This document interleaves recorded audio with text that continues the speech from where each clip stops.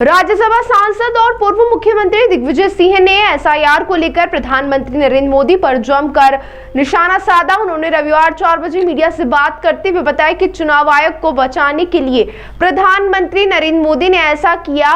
पूर्व एएसआई, पूर्व आईपीएस और पूर्व न्यायाधीशों के हस्ताक्षर कराने का आरोप लगाया। इसके साथ ही उन्होंने कहा कि जिनके हस्ताक्षर कराए गए, जिनके ऊपर भ्रष्टाचार के आरोप में, वह सब चुनाव आयोग को पक्ष ले रहे हैं, वह सब बीजेपी और आरएसएस से जुड़े हुए हैं। दिग्विजय सिंह ने आगे कहा कि इस देश में लोकतंत्र बचाने का समय आ गया है।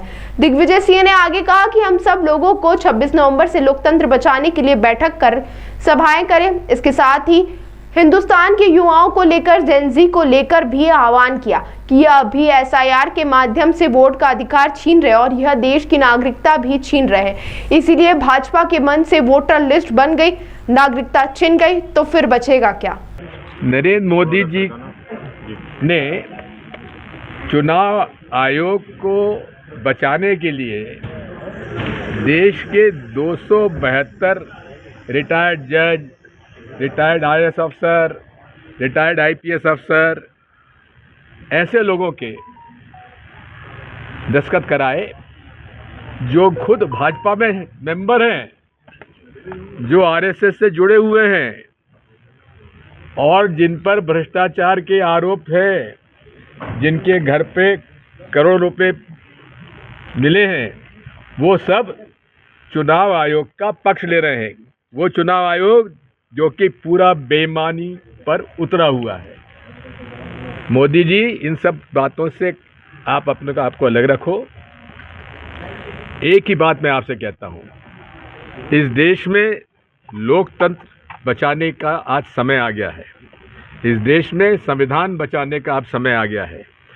26 नवंबर को अखिल भारतीय कांग्रेस कमेटी की ओर से हम सबको निर्देश दिए गए हैं कि हम भारतीय संविधान को बचाने के लिए बैठक बुलाएं, सभा करें, लोगों से जनचर्चा करें, बातचीत करें। हम भारतीय संविधान को बचाएंगे, लोकतंत्र को बचाएंगे।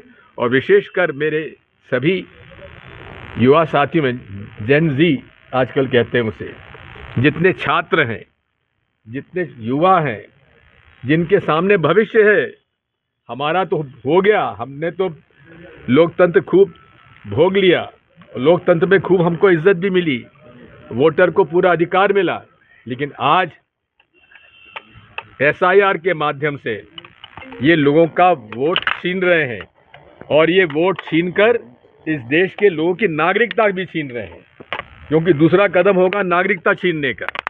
इसलिए इस देश में अगर नागरिकता छिन गई और वोट उनके मन से वोटर लिस्ट बन गई तो फिर लोकतंत्र बचेगा कहाँ।